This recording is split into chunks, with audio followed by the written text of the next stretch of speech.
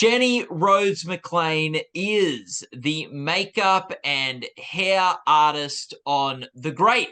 I'm Matt Noble of Gold Derby. Wanted to kick things off by asking you, Jenny, what is the most important thing to get right on this show? On this in this show in particular, I would say the tone.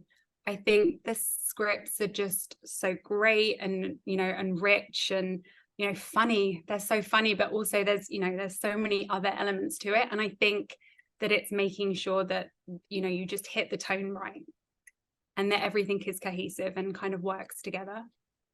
Mm. Yeah, the tone, there's great moments of comedy. There's moments of real tragedy, and there's also just the historical period feel of the show that how do you balance those different things? Well, it is a balance for sure. Yeah. And I think sometimes, you know, I think sometimes when you get too bogged down with being period correct, that it takes the fun out of the show and it takes the character arches. It kind of needs to work with the characters as well. So I think sometimes when you get, you worry about being too period correct, you can go further away from the characters. So we do try and create a balance of something that works for the show, that works for the characters, and obviously is still grounded in history. But, especially this season, I feel like what was really important is that it felt more like Catherine's world and that we could see some progress. So, even we added in a couple more natural hair on different characters. And we saw slightly less powder in some of the wigs, and I think the male cast, they had their wigs off a little bit more. So it's just kind of trying to find the balance of how the show progresses, how the characters progress, but still grounding it in history. Everything still feels authentic to the period.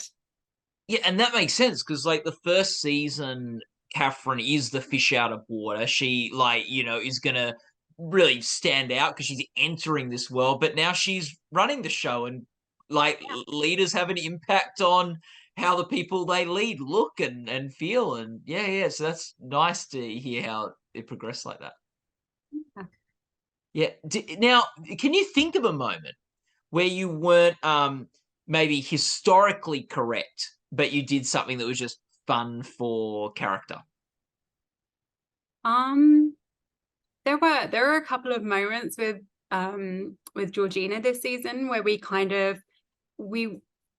she was going in a certain direction and we wanted to make sure that read within her character, and there were some hair choices that we made that felt like she was kind of more pulled together just to show that shift in her character. Also the badminton scene, we were trying to work out ways to show a sporty hairstyle, and how do you do that with sticking within the same silhouettes of the 18th century. So we definitely kind of pushed the boundaries and stepped outside the box to just but I feel like it all worked for the show.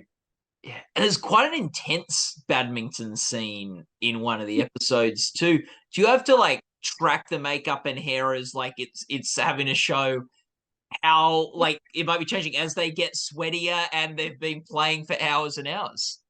There was so much sweat on those scenes. I can't even tell you. We were dousing them in water spray and glycerin, and we were sticking tendrils to the face and the neck and the upper body just to make sure it looked like they've been at it for hours and hours. And yeah, and just the redness, I think all of those little details just kind of really add to because I think part of the storytelling of hair and makeup is that you get to catch the audience up on what you haven't seen.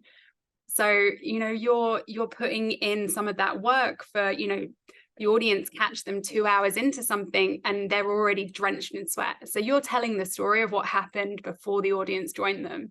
And I think that's it's so important to get it right and to really push it as far as you can.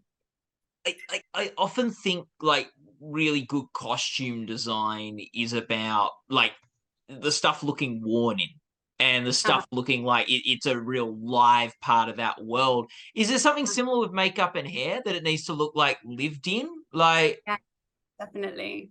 Yeah, definitely. I think probably some of the biggest examples of that, and there was a lot of effects this season. You know, I felt like it was a really makeup heavy season, and we see that especially with, you know, Pugachev, you know, and his character, and Archie as well is a good example of something that we spend, you know, hours making sure that those tiny grains of dirt are in his fingers, and that we're really working around the eyes to make him as intense as we can. And there was a scene that we did where he was hitting himself in the back in a religious kind of way, and we had to do a whole back scar, a whole history of back scars, keloid scarring, fresh scarring, to show a history of, you know, of how he has, you know, abused his body over, you know, over the years. And it tells a story of kind of where he's been. And so I think, you know, giving that history to his back, and seeing that, but not having it be too distracting from the scene and what it's about. You know, I feel like that's kind of similar in the way that you would kind of, yeah, like wear that in. yeah. It's also such a ridiculous show, like farcical at times. These great grand things, particularly with like Peter and some of his like stuff that he does, and Catherine has her own sort of flair as well. What was the most ridiculous thing you got to do in hair and makeup for season 3? Gosh, I mean, I love the 18th century is so amazing. It's, you know, the scale of it and the extravagance. And I mean, I guess we had a lot of fun at the ambassadors dinner, and there was some really amazing hair there. And Tatiana this season, we had like a really great time with, you know, doing all of her looks. The beauty patches that we do that always tell a story, and their placement means something. I feel like that always, you know, adds to the show. I guess the tone of the show was slightly different this year, and so there weren't as many kind of ridiculous moments as there had been. So it kind of went down a more serious path, but we definitely pushed it whenever we could. So yeah. I won't like be spoiler specific here and say exactly what happened, although you're welcome to if you want, Jenny. But like, there's a big moment in episode 6, 4. I can't really. I'm trying to get the numbers all here in my head. But there's a big episode moment. Do you want to just talk about how you approached that tragic scene, and like what role the makeup and hair played in that moment? Yeah, I mean, trying to work out how I can do it without Yeah. spoiling. You can say what happened if you want. Like, it's been out for a bit now. Like, I don't really mind. I just didn't want to if you didn't want to. Yeah, I mean, it's not out in the UK, which is why I'm Oh, like, okay. Oh, yeah. Well, just yeah. maybe. But I mean, yeah, we had so many challenges with elements, you know, this season. So we had underwater work, we had the snow, and you know, snow in the middle of summer. So we were trying to make them look cold, you know, like how you get those cold cheeks and noses. And, you know, we kind of really worked on the makeup there to try and make it feel believable that they were in this freezing cold temperatures. And then yeah, the underwater work, and obviously the tragic incident, and then what happens to all of those characters once that tragic accident has happened. And you know, we see people spiraling, and we see characters in a way that we have never seen them before.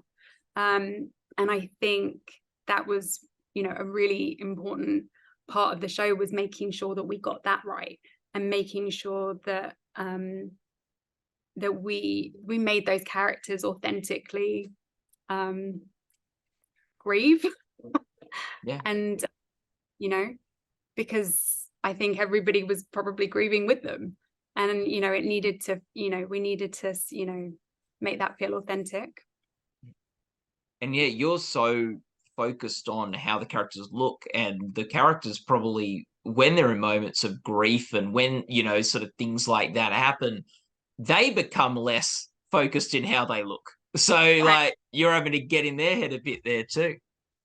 Yeah, it was great. I mean, especially with Grigor, we really went, you know, he kind of really just went off and just kind of had this whole, you know, new role. And you know, we had these different stages of hair growth on, you know, and just tiny little details of, you know, under the eyes and hands, and you know, slight bits of blood, and you know, we had to really build it in an authentic way.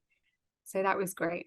And obviously, you know, what came out of that and the end storyline is that we saw much more of Pugachev, who is like one of my favorite characters. And he, you know, he's so layered. I mean, it takes us a while to make Nick into Pugachev. It's a really detailed makeup. But I, you know, and I love it. It's great. Did you have is there a particular piece of makeup or hair that you're particularly proud of from season 3? So I mean, probably going back to Pugachev again, I think what is amazing is that Nick plays these two parts, and he plays them so well that, you know, you have to do that service and make sure, you know, I've had people ask me if it's Nick that plays Pugachev.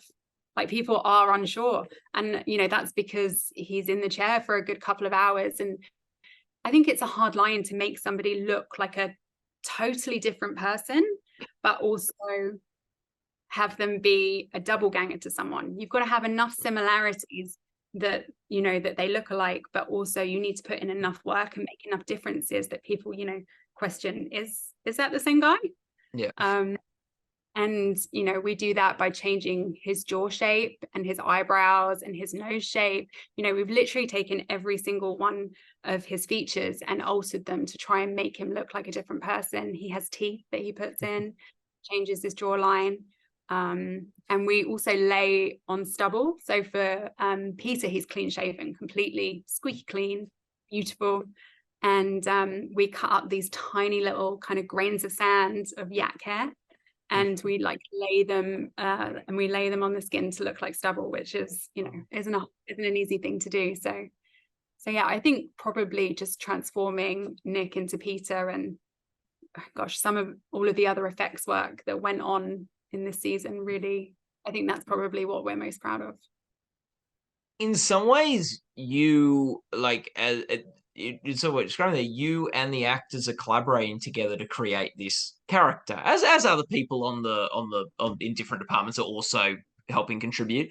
How important is that relationship you have with the actors in the chair as you're sort of both working towards a similar goal?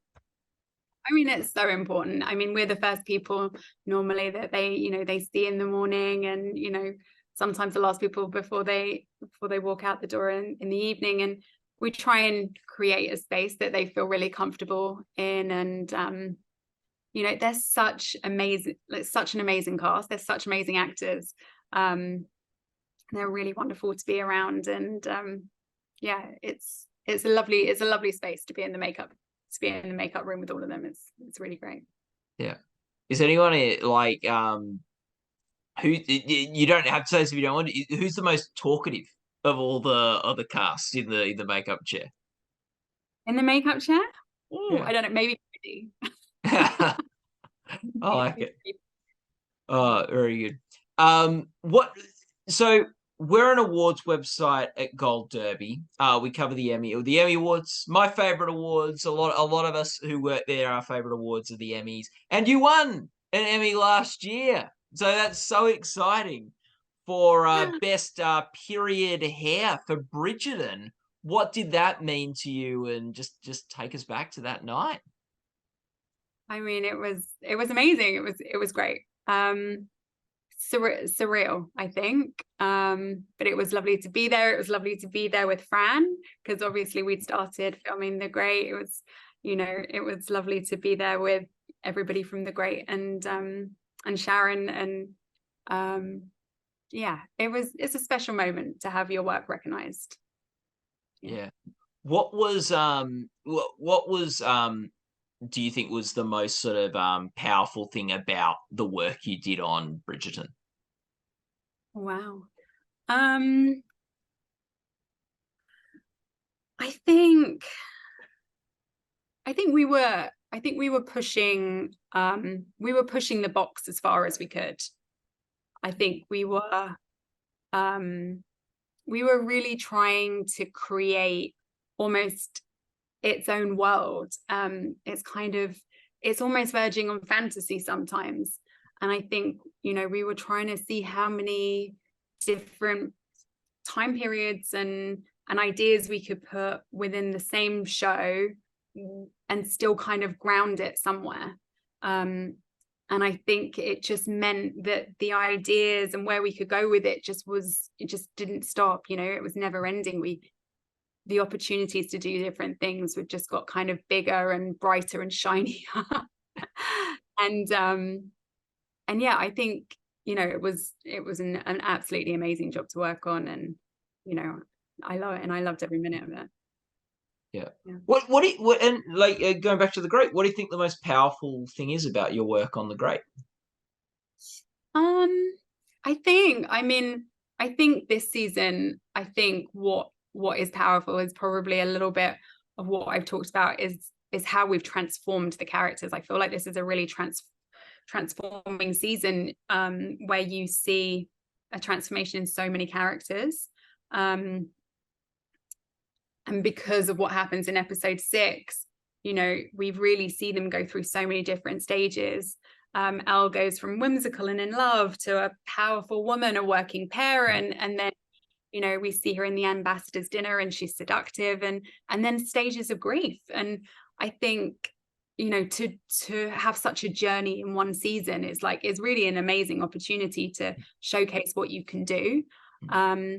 And I think, you know, the same for Gregor and his journey, and yeah, we were given some really fun elements. So it was a challenging season, but we really got to kind of get our teeth into some fun effects, makeup, and yeah, it was really great. Thinking more just broadly about makeup and hair, what do you think the most important thing is for a makeup and hair artist when they're approaching any work? I mean, I think it's to have an open mind. I think it's to let it be character-led. And it's, you know, it just always needs to make sense to the character. You know, and it needs to fit with the scene. I think you can have like this most amazing hairstyle, but if it's distracting from what's happening on the screen, and then it just doesn't work. And to be inclusive of their ideas and you know, and their views on their character too. Before you started doing this, Jenny, was there a TV show or a film where you sort of saw the makeup and hair and you thought, I'd love to do that? Gosh, I mean, literally everything. Yeah. I feel like I grew up just, you know, just loving film and TV, and you know, also I was a huge fan of this show before I worked on it. So that was really nice. I don't, you know, to kind of be such a fan of the show and of the writing. You know, I'm such a fan of Tony McNamara, and so it was so great to actually, you know, get to work on his show.